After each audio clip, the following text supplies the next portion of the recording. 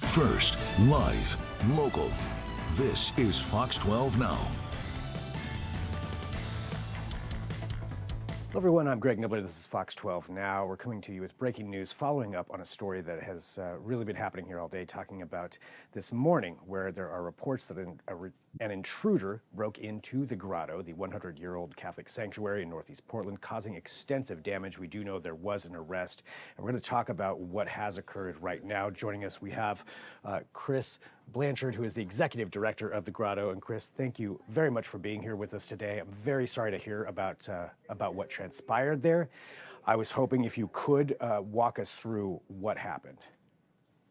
Well, early this morning, I received a phone call at home indicating that about 5:50 this morning, one of our friars up in our monastery heard and then saw an intruder in the Servite monastery here at the Grotto.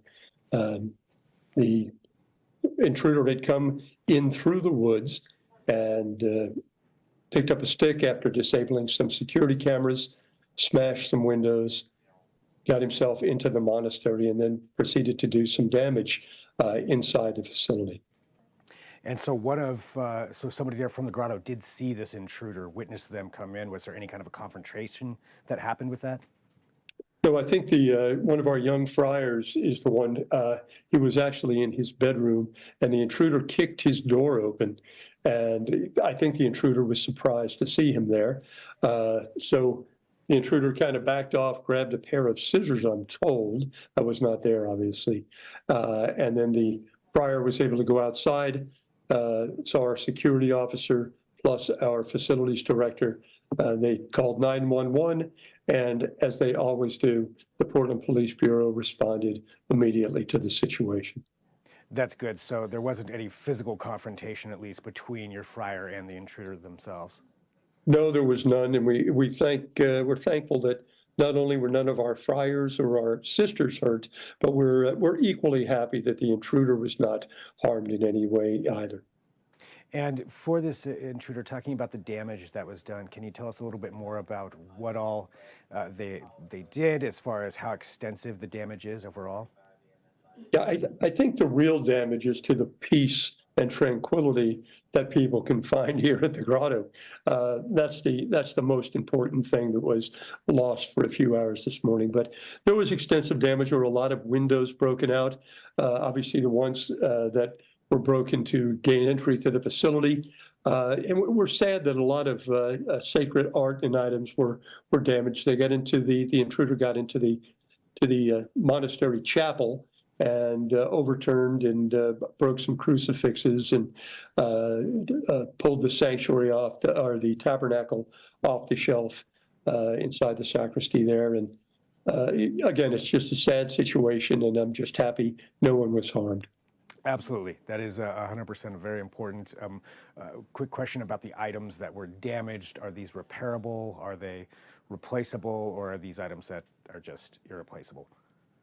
We're very thankful that nothing that is irreplaceable was damaged, and we'll get started on getting anything that needs to be repaired. We were very, very fortunate, if I can say it that way. We had extensive damage during the recent storm, and our contractors were overworking, doing some repairs to a public bathroom, extensive repairs. And we called the contractor, and within minutes, those contractors had redirected their efforts from that facility repair over to our monastery, where they facilitated the cleanup of a lot of broken glass everywhere, patched the windows that needed to be patched. Our security company was out here immediately ordering new replacement cameras. There was also some damage to our security panel inside the monastery. They replaced that and repaired that on the spot. So again, I'm thankful to everybody who responded immediately to our requirements. That's great. So that repair process is already underway. It sounds like immediately. How long do you expect any kind of closures or any extended period of repair work to happen after this? Well, we had been closed because of the storms, and we got our chapel open almost immediately. The most important thing we do here is celebrate Mass, and we have had our upper grounds closed, But even though there's some damage still remaining upstairs, we're going to open the upper grounds to our visitors this weekend.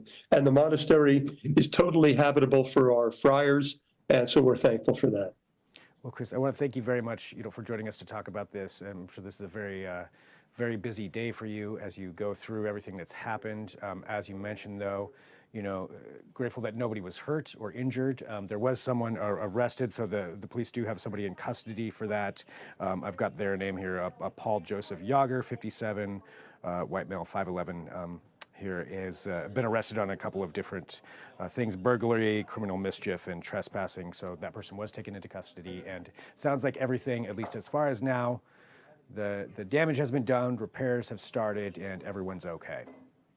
Yes, sir. Our young friars who were in the monastery at the time are a very resilient group, as I told somebody else. And, they're so used to hearing stories of tragedy from others that I'm just real proud of the way they responded to all of this. Well, thank you very much for spending some time with us here on Fox 12 Now, just to explain the story and let everybody know what's happened. There's a lot of people wondering about this, and you've given us a great account of that. So thank you very much for spending some time with us today. Really appreciate it.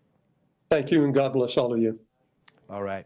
And for everybody who's watching, again, that was Chris Blanchard, Executive Director of the Grotto. And I thank everybody for joining us. We have more coverage coming up on our 4 p.m. news. Drew Marine has been out there to the facilities, to the Grotto, and her story is going to be running, like I said, the 4 o'clock news. So just about less than 20 minutes from now. So I encourage you to tune in to that. As always, here at Fox 12 Oregon, we'll bring you breaking news anytime, but between 1 p.m. and 4 p.m., most of it's going to be here via Fox 12 Now. So thanks for being a part of this. I appreciate you joining us as we get the word out on some of these breaking news stories that do happen throughout the day.